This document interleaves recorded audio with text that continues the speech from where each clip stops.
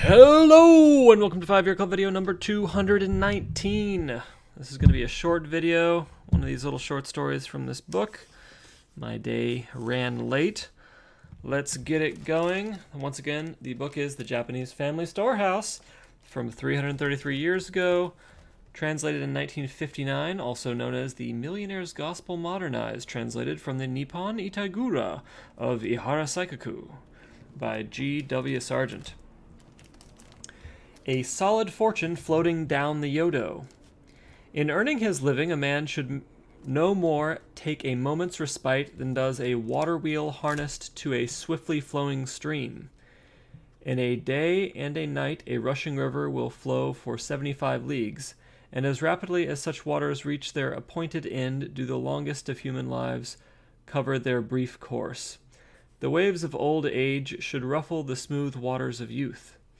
In Yodo village, by the waters of the Yodo River, lived a man called Yozaemon. He had been a poor tradesman once, with meager capital, but a chance discovery completely changed his circumstances. It was at the time of the summer rains. They had been falling steadily for days on end, and the high waves on the river were already lapping over the long embankments. The villagers had sounded alarm drums and gathered together gangs of laborers, but although the waters had been checked, the pool beneath Ko Bridge, always deep, today presented a terrifying spectacle, with swirling eddies and counter-eddies reminiscent of the Awa whirlpool. From the center of one of these a huge black object, a miniature mountain, rose to view, and was carried along downstream in the swiftly moving current. Those who saw it pointed and guessed it was an ox from one of the carts going to Toba. To Yozaemon's mind, it was far too big for an ox. He kept it carefully in sight, following along behind it until it came to a stop entangled in a pine which protruded from the bank. On coming closer, he discovered that it was the solidified sap of lacquer trees, washed down miraculously from innumerable river valleys. "A gift from heaven!" he cried in delight. And my cat is looking for a fly. Okay.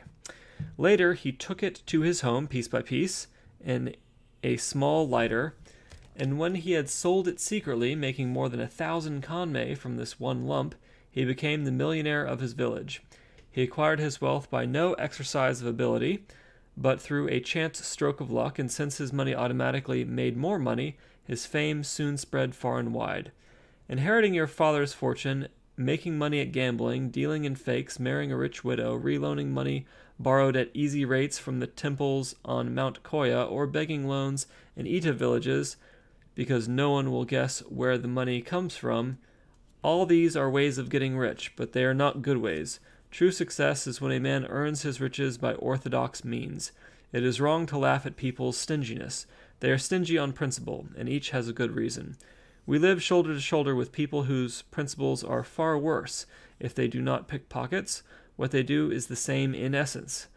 When an honest man, for instance, finds that he has fallen so heavily in debt that he can risk no further investments, and that no kind of shift will improve things, he naturally dissolves his business, concealing nothing of his true circumstances, and offers up a true and detailed account to his creditors. People suffer from his bankruptcy, it is true, but there is no ill feeling. This, however, is not the current fashion among merchants.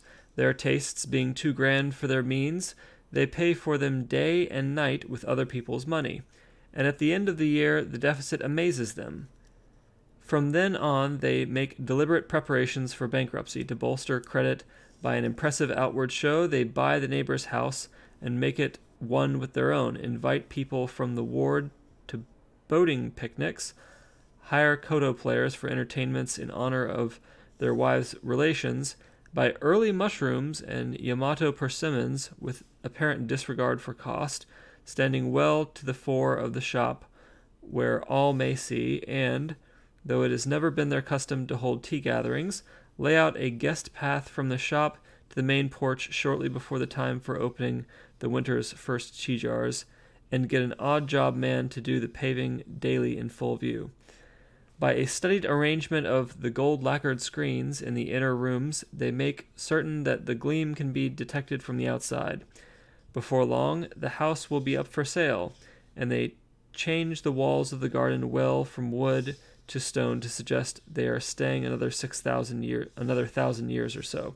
After borrowing as much as anyone will lend, they surreptitiously invest in the purchase of farmland, making every provision for a decent livelihood during the remainder of their days. They even put aside sums for the children's education. When they have totted everything up and arranged that their ostensible property shall cover 35% of their debts, they surrender that much to their creditors, and if the creditors at first demand more, in time they weary with asking and settle for what they have. For a while the bankrupts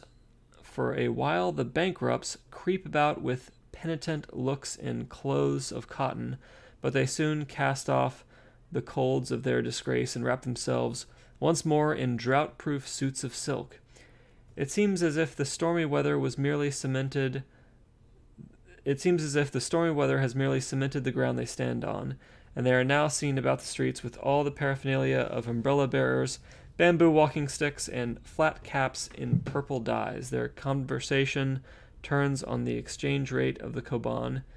Is this the best time to sell, do you think? And the only conclusion to be drawn is that they had more money than they declared. The world is a dreadful place. Never lend money casually, nor, when you marry off your daughter, leave the marriage broker to arrange matters as he pleases. There are enough ways of losing money, even if you take proper care. Long ago, when there was a bankrupt in Otsu, whose liabilities were calculated at 1,000 kanmei, people talked as though nothing like it could ever happen again. But nowadays, in Kyoto and Osaka, even bankruptcies of 3,500 or 4,000 kanmei are not rated as all that extraordinary. Standards vary with age, and everything has grown bigger. There is more money than there used to be, and both making it and losing it are done on grander scale. Now, if ever, trade is an exciting venture, so let none of you risk slipshod methods in earning your livings. Sell what you begrudge and refrain from buying what you fancy, was the rule laid down by a certain millionaire. And if you work in this spirit, with no concessions to the urge of display, it will surely be to your ultimate profit. Strong roots and steady growth, that is the secret of success in trade. The merchant of Yodo copied the extravagances he saw in the capital. He pumped water from the great river into ornamental garden springs, summoning hosts of carpenters from Kyoto to build him a water wheel. Round and round it went, like the wheel in the song, and in flocked the guests. It was in flocked the guests. It was there to entertain. The clatter of bowls and dishes was heard as far away as Fushimi. The smell of broiled bream drifted to Hashimoto and Kuzuwa. A living bridge of tea porters linked the house with Uji, and rivers of spilt sake flowed all the way to the brewer's shrine at Matsunoo.